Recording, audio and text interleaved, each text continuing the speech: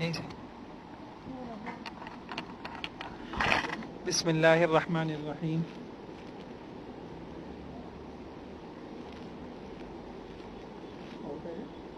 نحمدہ ونصلی ونسلم علی رسولہ الکریم.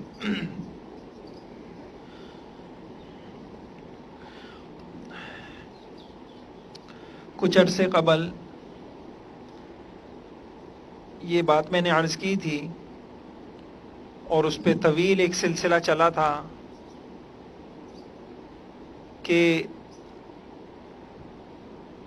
عورت ہر روپ میں اپنے آپ کو سنوارے اور ایسا بنائے کہ اللہ کو ہم پسند آ جائیں. اگر بیٹی ہے تو اچھی بیٹی بن کے دکھائے. تو عورت بحیثیت بیٹی کیسی ہونی چاہیے میں نے بہت تفصیل سے یہ کلاسیں لی تھیں. اب انشاءاللہ کافی عرصے کے بعد اس دوران ہم نے اور کلاسیں بھی چلتی رہیں. اب میں یہ ایک سلسلہ شروع کر رہا ہوں. انشاءاللہ اگر آپ نے انشاءاللہ اللہ کی ذات سے امید ہے عمل کی نیت سے سنا اور اس پہ عمل کیا تو انشاءاللہ گھر میں بہت اچھی تبدیلیاں آئیں گی. تو سب سے پہلی بات میں یہ عرض کرنا چاہ رہا تھا کہ اب میں انشاءاللہ جو باتیں عرض کروں گا اس میں آپ کے سامنے سارا قرآن حدیث آئے گا انشاءاللہ. تو وہ میں اس کا موضوع ہے عورت بحیثیت بیوی کیسی ہو. اب اس میں تھوڑا سا میں آپ کے سامنے یہ عرض کر دوں کہ جب بحیثیت بیوی ان کمیوں اور خامیوں کی نشاندہی کی جاتی ہے جو آج پائی جا رہی ہیں تو ظاہری بات ہے پھر شیطان یہ کہتا ہے کہ ساری کمیاں ہمارے اندر تھوڑی ہیں, مردوں کو سمجھائیں آپ. تو اس میں گزارش یہ ہے کہ الحمدللہ ہماری جو کلاسیں ہوتی ہیں اور آپ حضرات سے آپ خواتین سے معلوم کر کے اور کئی اور جگہ سروے کر کے الحمدللہ ہم نے مردوں سے متعلق کرائی اور اس کے بہت اچھے نتائج نکلے. حتیٰ کہ دوران کلاس ہی کئی لوگوں نے آ کے اپنی جو باتیں سنائی. بعض نے کہا کہ بس میرا ارادہ بیوی کو طلاق دینے کا تھا, بعض نے کہا کہ میری لڑائی چل رہی تھی میں نے اپنے آپ کو صحیح کیا. تو ایک بات تو میں آپ سے یہ عرض کروں کہ ظاہری بات ہے کہ شوہروں کی جو طرف سے خامیاں ہیں کمیاں ہیں اس کا موضوع وہ چیزیں آپ کے سامنے نہیں بیان کی جائیں گی. وہ جب مجمع ہوگا نکاح کا موقع ہوتا ہے الحمدللہ جو اس موقع پر ہم عموماً یہی بات بتاتے ہیں کہ گھر کیسے چلانا ہے, حضور صلی اللہ علیہ وسلم بحیثیت شوہر کیسے شوہر تھے, عورت کی خوبیوں کو بھی سامنے رکھنا ہے. لیکن یہ جو آپ کے ساتھ نشست ہے تو اس میں جو عرض کروں گا تو میں وہ چیزیں عرض کروں گا جو میں نے سالہ سال مطالعہ بھی کی ہیں اور جو علم میں آئی ہیں اور قرآن و حدیث کا خلاصہ ہے. تو اس میں ان کمیاں اور خامیاں انشاءاللہ اگر ہم اس نیت سے سنیں کہ انشاءاللہ ہمیں اپنے آپ کو بہتر بنانا ہے تو بہت فائدہ ہوگا. تو سب سے پہلے تو میں نے عرض کیا کہ اپنے ذہن سے آپ یہ نکالیے کہ ایسا نہیں ہے کہ صرف عورتوں کو کہا جا رہا ہے کہ تمہارے اندر ہی کمیاں ہیں خامیاں ہیں, مرد تو بالکل صحیح ہے. ایسا نہیں ہے. ہم 15ویں 14ویں صدی کے انسان ہیں, نفس ہمارے ساتھ ہے, شیطان ہمارے ساتھ ہے, ہم سب میں کمیاں ہیں, ہم سب میں خامیاں ہیں, ہم سب کے ساتھ نفس ہے, ہم سب کو غصہ آتا ہے, ہم سب کے اندر انا اور بڑائی اور تکبر ہے جس کی وجہ سے ہم سب غلطی کر بیٹھتے ہیں. تو الحمدللہ جو مردوں کا موضوع ہے وہاں ان سے بات ہوتی ہے. اب میں جو آپ کے سامنے عرض کرنا چاہ رہا ہوں تو اس سے پہلے میں آپ کے سامنے ایک بات عرض کرتا ہوں. یہ جو میری کلاسیں ہوں گی اس کا فائدہ کن لوگوں کے لیے ہوگا؟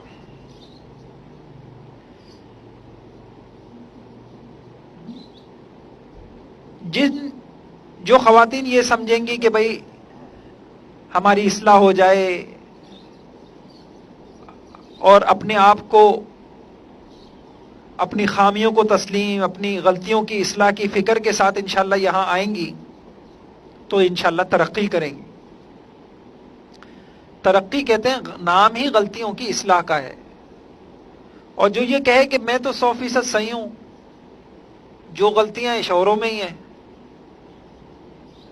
تو ظاہری بات ہے کہ پھر انسان بہت مشکل ہو جاتا ہے۔ تو سب سے پہلے میں آپ کے سامنے یہ عرض کرنا چاہتا ہوں، قرآن سے بھی پتہ چلتا ہے۔ قرآن کی ایک آیت ہے، وَلَا تَكُونُوا كَالَّذِينَ قَالُوا سَمِعْنَا وَهُمْ لَا يَسْمَعُونَ إِنَّ شَرَّ الدَّوَابِّ عِندَ اللَّهِ الصُّمُّ الْبُكْمُ الَّذِينَ لَا يَعْقِلُونَ وَلَوْ عَلِمَ اللَّهُ فِيهِمْ خَيْرًا لَأَسْمَعَهُمْ وَلَوْ أَسْمَعَهُمْ لَتَوَلَّوْا وَهُمْ مُعْرِضُونَ۔ بہت غور سے سنیے گا، قرآن کہتا ہے کہ دیکھو، سننا، سننا، عقل سے کام لینا، یہ ان لوگوں کے لیے مفید ہوتا ہے جن لوگوں کے اندر میں طلب ہو اپنے آپ کو اچھا بنانے کی، جن لوگوں کے دل کے اندر یہ طلب ہی نہ ہو کہ ہمارے اندر بھی کوئی خامی ہے، ہمیں بھی اچھا ہونے کی ضرورت ہے، ہمیں بھی اپنی غلطیاں صحیح کرنے کی ضرورت ہے، جن کے اندر یہ طلب نہیں ہوگی تو ان کو لاکھ قرآن سنا لو، حدیث سنا لو، بیان سنا لو، ان سے کوئی فائدہ نہیں ہوگا۔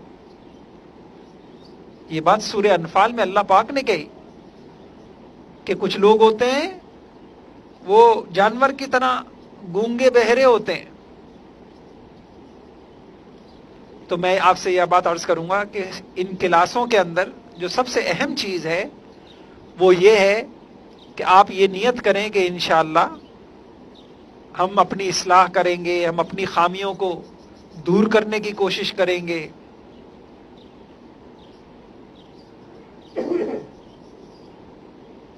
اچھا، کیونکہ ہر انسان کے اندر خامیاں ہیں۔ اب میں ان کلاسوں کو بلکہ یوں سمجھیے گا، ان باتوں کو شروع کرنے سے پہلے کہ آپ عموماً کیا خامیاں ہوتی ہیں جس کی وجہ سے ایک عورت اپنا گھر بگاڑ لیتی ہے، اس سے پہلے میں یہ بات عرض کرنا چاہ رہا ہوں کہ سب سے پہلے ہم یہ سمجھیں ہم 100% صحیح نہیں ہیں، ہمارے اندر بھی کمیاں ہیں، ہمیں بھی اچھا ہونے کی ضرورت ہے۔ میں 3 باتیں آپ کے سامنے بہت اہم عرض کرتا ہوں۔ پہلی بات، کہتے ہیں کہ سب سے بڑی غلطی یہ ہے کہ آدمی اپنی غلطیوں کو تسلیم نہ کرے۔ سب سے بڑی غلطی یہ ہے کہ انسان اپنی غلطی کو تسلیم نہ کرے۔ دوسری بات، بعض لوگ اپنی غلطیوں کو نہیں جانتے، ان کو پہچان نہیں ہوتی، یہ بھی بڑی جہالت ہے۔ علماء نے لکھا ہے نہ جاننا یہ بڑی جہالت، ایک ہے نہ جاننا، اور ایک یہ ہے کہ جو آدمی نہیں جانتا اور وہ یہ سمجھتا ہے کہ مجھے پتا ہے، یہ اس سے بڑی جہالت ہے۔ اس کو جہل مرکب کہتے ہیں۔ ہر کس کے نہ دانت و بدانت کے بدانت، در جہل مرکب ابد الدہری بمانت۔ ایک ہے کہ میں نہیں جانتا لیکن میں اس کا اعتراف کرتا ہوں، بھائی مجھے نہیں پتا، مجھے سکھا دو۔ ایک ہے کہ مجھے نہیں پتا لیکن میں سمجھتا ہوں مجھے سب پتا ہے۔ تو ہمیں اپنی غلطیوں کا، اپنی خامیوں کا، اپنے عیوب کا نہ جاننا یہ بھی بڑی جہالت ہے۔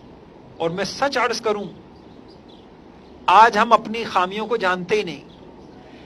کتنی انسانیت تکبر میں مبتلا ہے، کسی کو نہیں پتا میں متکبر ہوں۔ کہتے ہیں نا کہ خراٹے لینے والے کو اپنے خراٹے نہیں سنائی دیتے۔ پاگل کبھی اپنے آپ کو نہیں کہے گا کہ میں پاگل ہوں، بے حیا کبھی نہیں کہے گا کہ میں بے حیا ہوں۔ آج انسانیت کتنے عیوب میں مبتلا ہے لیکن ہمیں پتہ ہی نہیں کہ ہمارے اندر یہ عیب ہے۔ ابھی ہم بہت دور ہیں۔ میں نے جو قرآن حدیث سے سمجھا ہے، آدمی ظاہری شکل و صورت تو دین کی بنا لیتا ہے لیکن اندر سے ایک انسان اچھا انسان بن جائے، اس میں بڑا وقت لگتا ہے، بڑے مجاہدے، یہ بڑے نصیب والوں کو یہ بات ملتی۔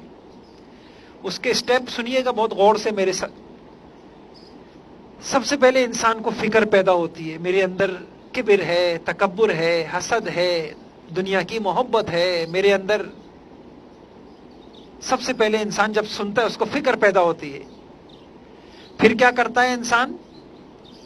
پھر انسان ان برائیوں سے بچنے کی کوشش، مثلا کسی کو احساس ہو گیا کہ یار میرے اندر غصہ ہے، غلط غصہ ہے، پھر انسان طے کرتا ہے بھائی انشاءاللہ اب میں غصہ نہیں ہوں گا.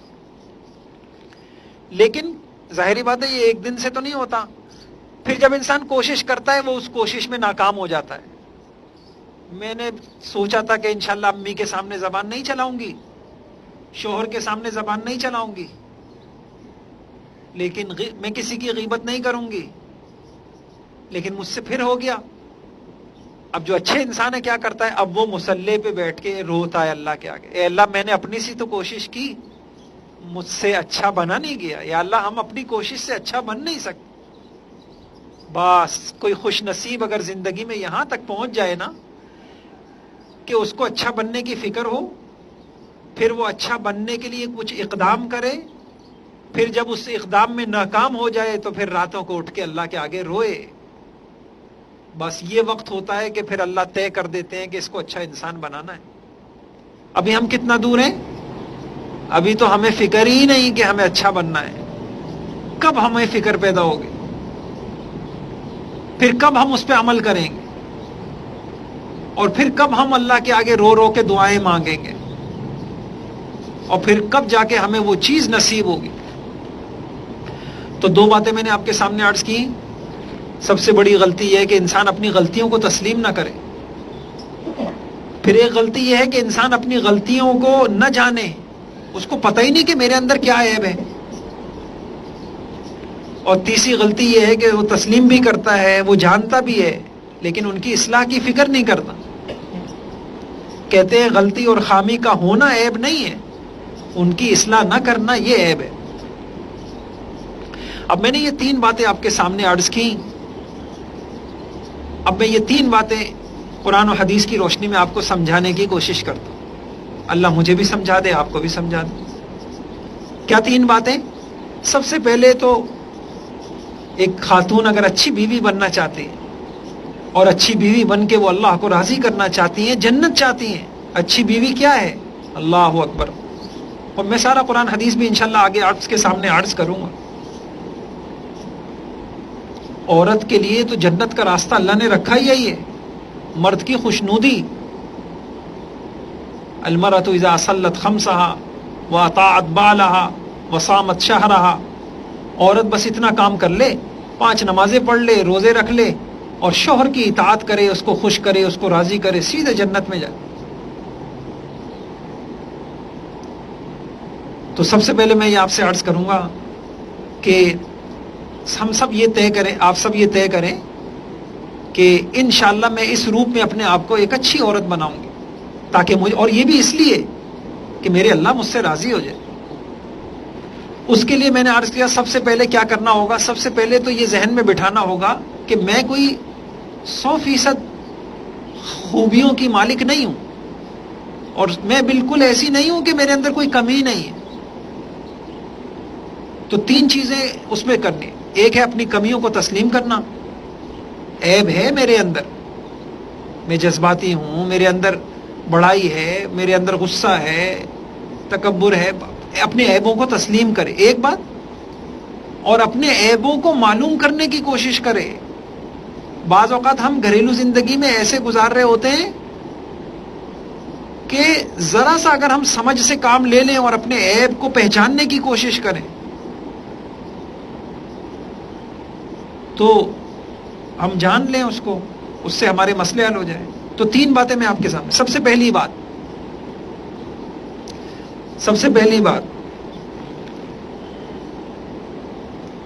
یہ میں نے آپ سے اپنے عیبوں کو تسلیم کرنا.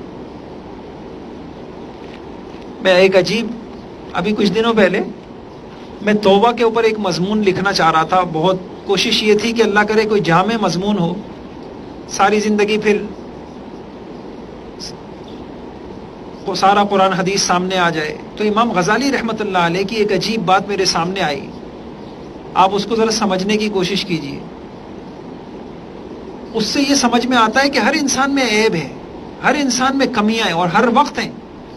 امام غزالی رحمۃ اللہ نے لکھا ہر شخص پر ہر حال میں توبہ کرنا لازم ہے، نیک ہو یا بد ہو. عجیب بات. اب ذہن میں آتا ہے توبہ تو گناہ پہ ہوتی ہے، تو میں تو کوئی گناہ نہیں کر رہی، حالانکہ قرآن میں کیا ہے، توبوا الی اللہ جمیعا ایھا المؤمنون لعلکم تفلحون، اے مومنو اگر تم کامیاب ہونا چاہتے ہو تو توبہ کرو۔ اب سوال یہ پیدا ہوا توبہ تو گناہ پہ ہوتی ہے، تو ہم تو اپنے آپ کو گناہ گار نہیں سمجھ رہے، تو ہم توبہ کیوں کریں، کس بات پہ توبہ کریں؟ تو امام غزالی رحمہ اللہ نے یہ بات لکھی، ہر شخص پہ توبہ لازم ہے، اور پھر اس کو جو ثابت کیا اس کو سمجھنے کی کوشش کی۔ فرمایا ہر انسان میں کمیاں ہیں، خامیاں ہیں، کمزوریاں ہیں، یہی وجہ ہے کہ ہر انسان پہ توبہ کرنا واجب ہے، چاہے نیک ہو یا برا ہو۔ اب اس کو کیسے بتایا انہوں نے؟ فرمایا انسان کے اندر 4 خصلتیں ہیں گناہ والی۔ پہلی خصلت حرص، شہوت، فسق، فجور، یہ چیز حیوانات میں ہوتی ہے۔ دوسری خصلت غصہ، حسد، بغض، عداوت، یہ درندوں کی صفت ہے۔ اور تیسری خصلت مکر و فریب، دھوکہ، مکاری، یہ شیطانی خصلت ہے۔ اور چوتھی خصلت تکبر، نخوت، بڑائی، خود پسندی، میری تعریف ہو، حب جاہ اور بڑائی، شان شوکت، عزت کی طلب، یہ ربوبیت کی صفت ہے۔ پھر عجیب بات فرمایا جب انسان بچہ ہوتا ہے تو اس کے اندر پہلی قسم کی خصلتیں ہوتی ہیں، پہلی قسم کی حیوانی خصلتیں، حرص، کھانے کی حرص، بس گویا فرمایا جب انسان بچپن میں انسان کے اندر حیوان والی خصلتیں غالب ہوتی ہیں، اور انسان جو ہے وہ بچپن میں شہوت میں، حرص میں بس چوپایا بن جاتا ہے۔ اس کے بعد جب نوجوانی کا زمانہ آتا ہے تو اس کے اندر درندوں کی عادتیں غالب آ جاتی ہیں، ایک دوسرے پہ حسد کرنا، ایک دوسرے سے جلنا، آپس میں عداوتیں، کسی سے بغض، کسی سے اناد، کسی پہ غصہ، ناگوار ناپسندیدہ بات پر ایک دوسرے کو پھاڑ کھانے کے لیے تیار۔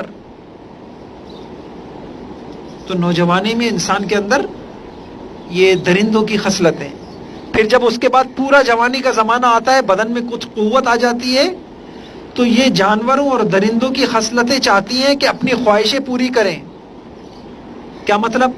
انسان کے اندر جو حیوانی خصلت ہے وہ تقاضا کرتی ہے کہ بھائی اپنی پسند حاصل کرو، جو اس میں رکاوٹ بنے اس کو مارو، اس سے لڑو۔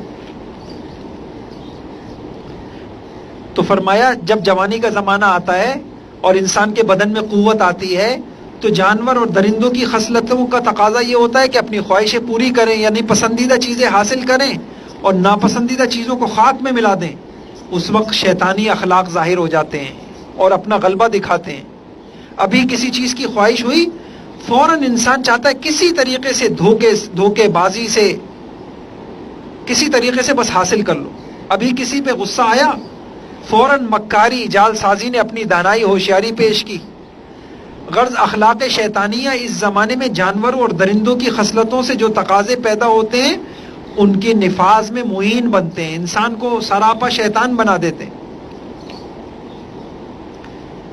اور جب انسان کو اس میں کامیابی نظر آتی ہے تو پھر انسان تکبر میں، بڑائی میں مبتلا ہو جاتا ہے۔ انسان چاہتا ہے بس ہر شخص میری مدد کرے، ہر شخص میرا فرما بردار ہو، ہر شخص میری بڑائی مانے، ہر شخص میرے کمال کا اعتراف کرے۔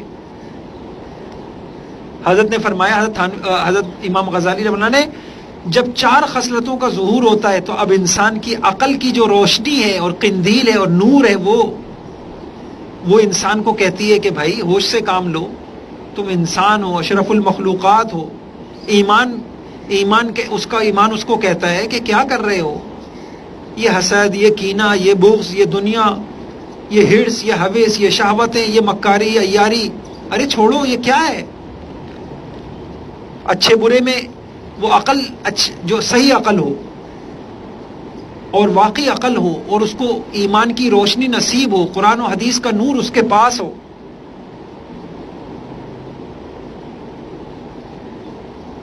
تو انسان کا دل جو ہے نا وہ ایک میدان جنگ بن جاتا ہے. اندر کی جو ہماری گندی خصلتیں ہیں، کسی پہ غصہ، کسی سے کینہ، کسی سے حسد، کسی سے بغض، کسی سے نفرت، کسی سے عداوت، کسی چیز کو حاصل کرنے کا شوق، کسی سے بچنے کا، اور ادھر سے عقل کہہ رہی ہوتی ہے اور ایمان کہہ رہا ہوتا ہے کہ بھائی اس کے لیے تھوڑی آئے تھے. اب انسان کا دل میدان جنگ بن گیا. عقل اور دین اچھائی کی طرف بلا رہا ہے اور اس کے اندر کی خصلتیں اس کو برائی کی طرف بلا رہی ہیں، اور ہر خصلت یہ چاہ رہی ہے کہ دوسری مغلوب ہو جائے.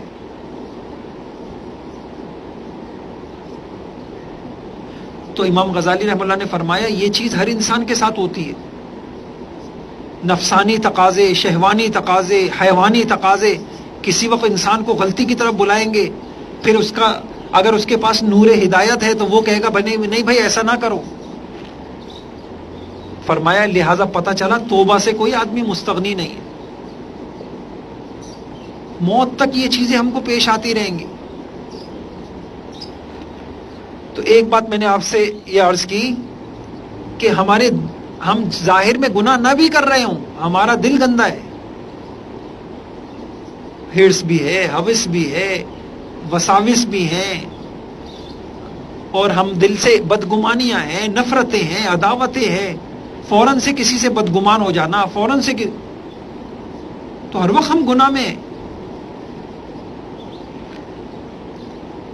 تو ہر وقت ضروری ہے توبہ.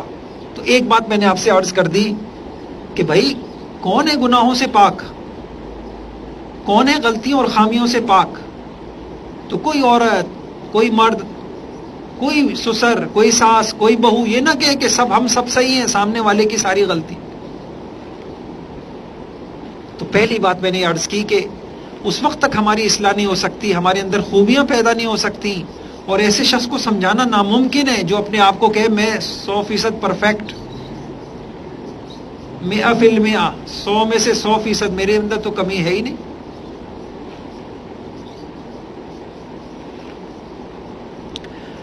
تو میں نے یہ آپ کو امام غزالی رحمہ اللہ سے کیسے کوئی کہہ سکتا ہے کہ میرے اندر کمیاں نہیں ہیں؟ اچھا جب کمیاں ہیں، حسد بھی ہے، کسی میں کینہ بھی ہے، تو غلطیاں ہوں گی پھر ہم سے، گھریلو زندگی میں بھی ہوں گی. ایک بات، اگلی بات بہت شاید یہ تھوڑی کچھ، اگلی بات میں نے آپ سے کیا کہی تھی؟ بعض لوگ غلطیاں تسلیم نہیں کرتے، بعض لوگوں کو اپنی غلطیوں کا پتہ ہی نہیں ہوتا، بیوی کو نہیں پتا، شوہر کو نہیں پتا. تو اپنی غلطیوں کو پتہ کرنا چاہیے، میں کہاں غلطی کر رہی ہوں. بڑی بڑی چیزیں جو جھگڑے کا باعث بنتی ہیں نا وہ ہے تکبر، غصہ، ناشکری، مفاد پرستی، خود غرضی. اب میں قرآن و حدیث کی روشنی میں آپ کو بہت زبردست علامتیں بتاتا ہوں اس کی.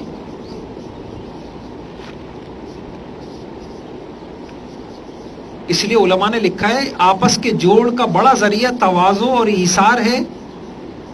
بہت بڑی بات عرض کر رہا ہوں میں، بڑوں کی بات. تواضع اور ایثار والے ہر ایک کے ساتھ اگر بیوی میں تواضع ہے انشاءاللہ یہ جوڑ پیدا کر لے گی. یہ جن کی ناکیں اونچی ہوتی ہیں، جن کو بہت چھوٹی چھوٹی باتیں فوراً محسوس ہونے لگ جاتی ہیں، یہ بہت مشکل ہے. تو اب دیکھیے ہمارے اندر تکبر بھی ہوتا ہے. کیسے ہوتا ہے؟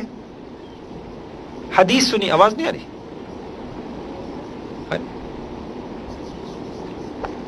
اب حدیث سنیے آپ، تکبر کس کو کہتے ہیں اس کی حقیقت سنیے. تکبر کی تعریف کیا ہے؟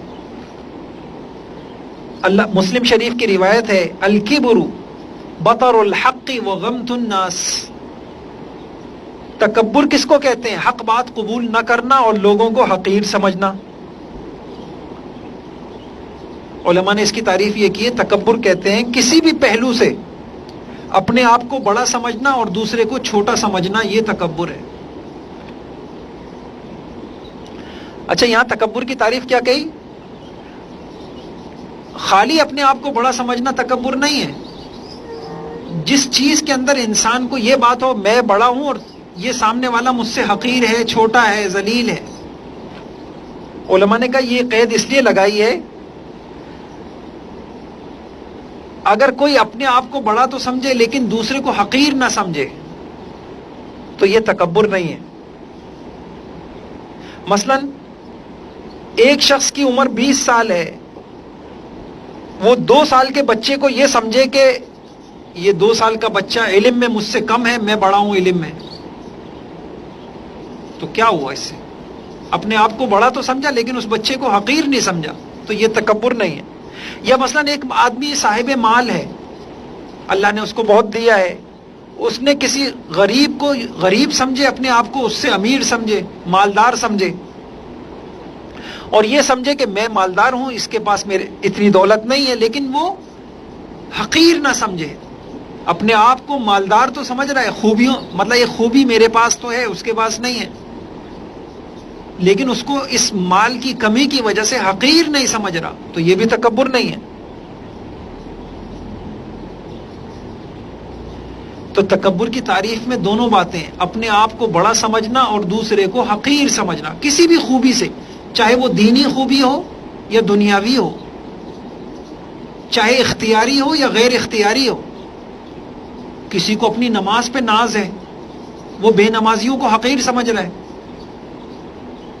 کسی کو اپنے برقعے کے اوپر ناز ہے، اپنی دینداری کے اوپر، میں آگے بہت زبردست باتیں عرض کروں گا اس کو، یہ تو دینداری میں ہو گئی، اور دنیا داری میں کسی کو اپنے حسن پر، جمال پر، اپنی طاقت پر، اپنے پیسے پر، اپنی کسی بھی خوبی پر ناز ہے، اور اس طرح کا ناز ہے کہ وہ جن کے پاس وہ چیز وہ محسوس کرتی ہے ان کے پاس نہیں ہے، ان کو حقیر بھی سمجھتی ہے، تو اس شخص کے اندر تکبر ہے۔ اور یاد رکھیے جس کے اندر تکبر ہو اس کا جڑ جانا، اس کا اتفاق اتحاد اس کی ذات سے بڑا مشکل ہو جاتا۔ چلے میں آپ کو، یہ تو تعریف تھی نا، میں آپ کو کچھ علامتیں بتاتا ہوں۔ کہتے ہیں کسی کی تنقید سننے کے بعد سمجھنے سے پہلے فوراً تنقید کا جواب سوچنے لگ جانا یا اس کو جواب دینا، یہ تکبر کی علامت ہے۔ شوہر نے بیوی کو کہا،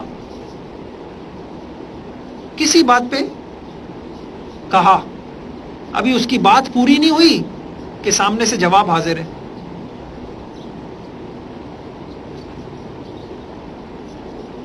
یہ تکبر کی علامت۔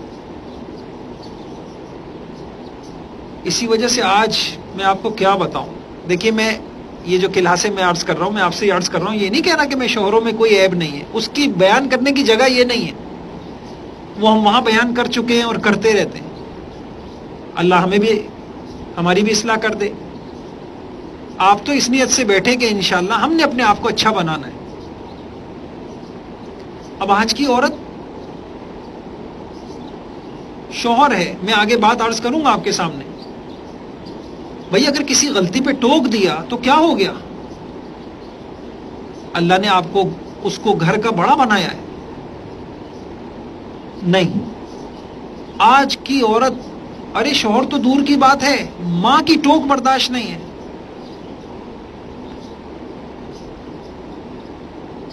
یہ جو بات ہوتی ہے نا کہ کسی تنقید کو نہ سننا، یہ بہت بڑی تکبر کی علامت ہے۔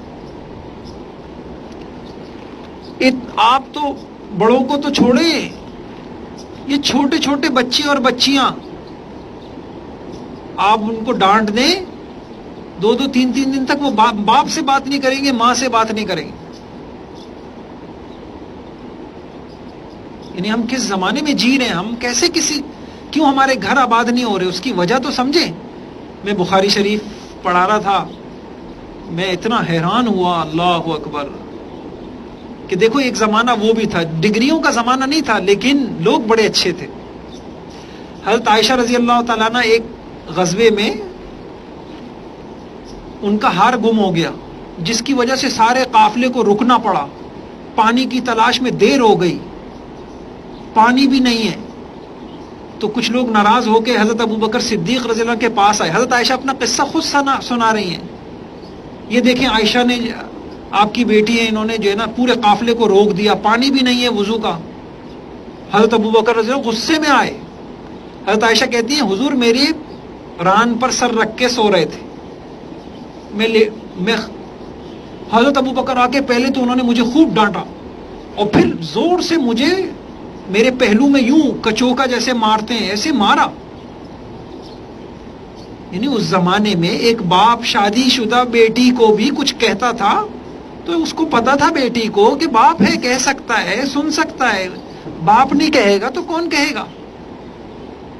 حضرت عائشہ کہتی ہے فبی الموت، لیکن میں بالکل ساکت کھڑی بیٹھی رہی، ہلی بھی نہیں تاکہ حضور کی آنکھ نہ کھل جائے. یہاں تصور ہے، یہاں تصور ہے ایک بچی جو کالج جاتی ہو، یونیورسٹی جاتی ہو، باپ ڈانٹ دے، بابا نے مجھے ڈانٹ کیسے دیا، یہ کیا چیز ہے. اچھا جس کو باپ کی ڈانٹ برداشت نہیں، ماں کی برداشت نہیں، وہ کل سانس کی سنے گی کبھی؟ بھائی بڑوں نے اگر ڈانٹ دیا، ہاں میں وہ عرض کروں گا کہ ڈانٹ جس کے پیچھے تذلیل نہیں، توہین نہیں، تحقیر نہیں، وہ الگ مسئلہ ہے. لیکن یہ ڈانٹ کا نہ برداشت ہونا، کسی چیز پہ تنقید کر دی، بھائی یہ دیکھو گھر تم یہ کام نہ کیا کرو، تم نے پھر یہ کر لیا، بس اسی پہ منہ بن گیا خاتون کا.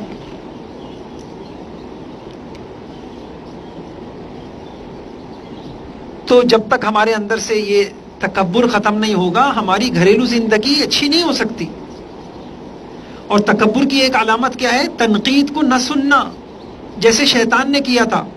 جب شیطان کی غلطی پہ اس کو توجہ دلائی گئی تو اس نے بجائے اعتراف کے اللہ سے بحث شروع کر دی. خلقتنی من نار وخلقتہ من طین، یہ کیا بات ہوئی؟ آپ نے مجھے سجدے کا حکم دے دیا، میں تو آدم سے افضل ہوں، مجھے آپ نے آگ سے پیدا کیا ہے، آگ اونچی ہوتی ہے اور مٹی جو ہے وہ.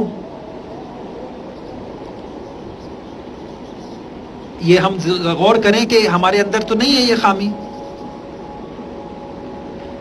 دوسری چیز تکبر کی علامت یہ ہے غلطی پر متنبہ کرنے والے کی خامیاں تلاش کرنے. اچھا جب اس نے میری کمزوری تلاش کی ہے، شوہر نے کہہ دیا بھائی تم نماز میں سستی کرتی ہو، آپ بھی تو یوں کرتے ہیں. یعنی اپنی غلطی پتہ ہے میری غلطی ہے، آپ بھی تو یوں کرتے ہیں، آپ نے کون سا یوں کیا، آپ نے فلاں. یہ تکبر کی علامت لکھی ہے کہ جب کسی کو اس کی غلطی پہ متنبہ کیا جائے تو وہ فوراً دوسرے کی خامی، تنبیہ کرنے والے کی خامی تلاش کرنا شروع کر. جیسے شیطان نے الٹا اللہ پہ الزام لگا دیا، اے اللہ تو نے چونکہ مجھے گمراہ کیا ہے. تو اپنی غلطی نکالنے والے کی کمزوریاں ثابت کرنا یہ بھی تکبر کی علامت. کسی دوسرے کی خوبیوں کی عادت نہ ہونا یہ بھی تکبر ہے.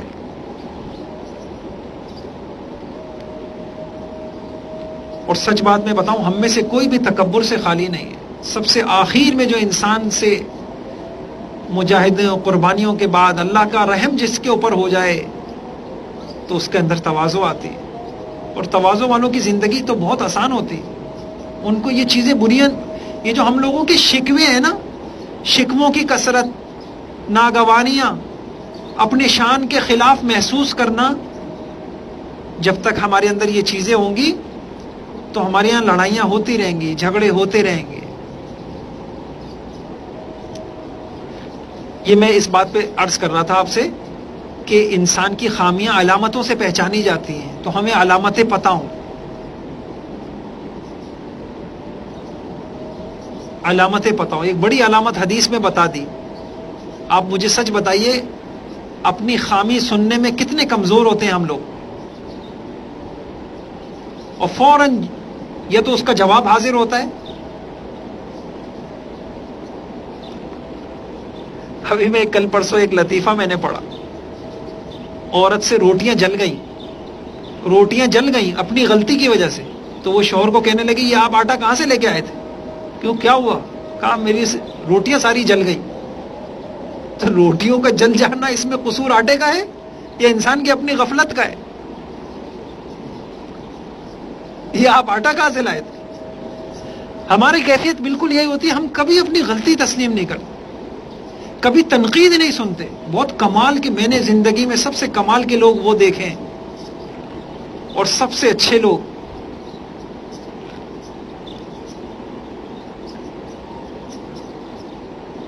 جن کے اندر اپنی کمیاں سننے کی عادت ہوتی ہے.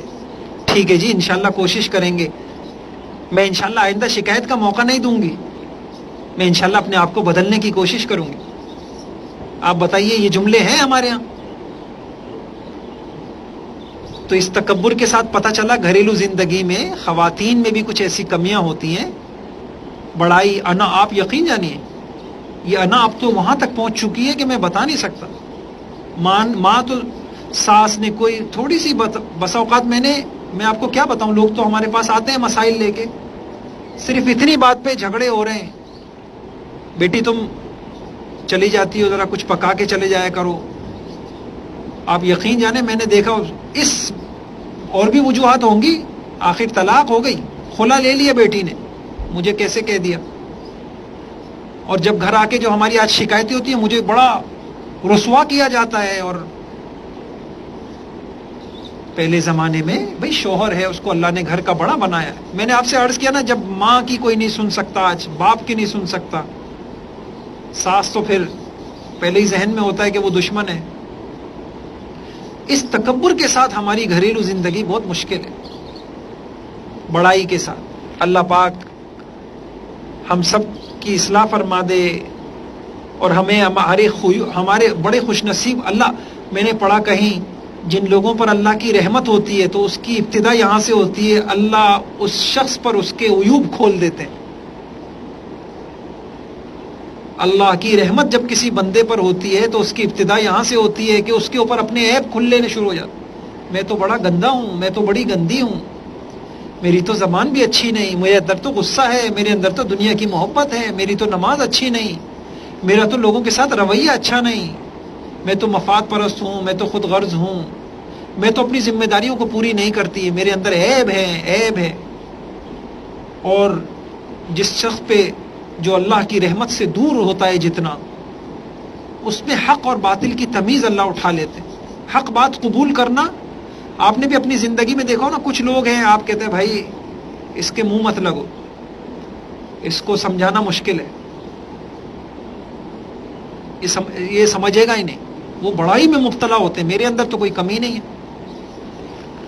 تو یہ آج میں نے آپ کے سامنے یہ بات عرض کی. وہ جو میں آگے انشاءاللہ ہم خامیاں کچھ شروع کریں گے، تو اس سے پہلے یہ ہے کہ ہمارے اندر یہ احساس ہو، ہم سب کمیوں سے بھرے ہوئے ہیں، ہم سب عیب میں مبتلا ہیں، ہم سب کو توبہ کی ضرورت ہے، ہم سب کو اپنی زندگی سنوارنے کی ضرورت ہے.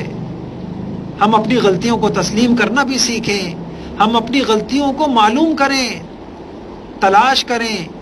اس کے طریقے میں آپ کو بتاؤں گا، بڑوں نے جو لکھیں، ایک انسان اپنی خامیاں کیسے پہچان سکتا ہے، میرے اندر کیا کیا خامیاں ہیں.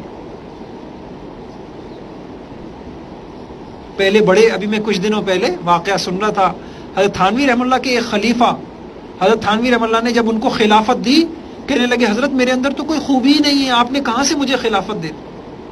حال یہ تھا، یونیورسٹی یا کالج میں پڑھاتے تھے، بچوں سے پوچھتے تھے کہ اگر میرے اندر کوئی کمی دیکھو تو بیٹا مجھے بتایا کرو، اور اگر کوئی بچہ بتاتا تو خوش ہوتے، اس کو حوصلہ افزائی دیتے. تو جب تک ہماری یہ کیفیت نہیں ہوگی تو ہمارے اندر اصلاح کی مشکل ہے. تو میں کچھ دنوں تک تو یہ نشست چلاؤں گا جس سے ہمارے اندر یہ استعداد پیدا ہو جائے. اللہ مجھے آپ کو عمل کی توفیق عطا فرما دے.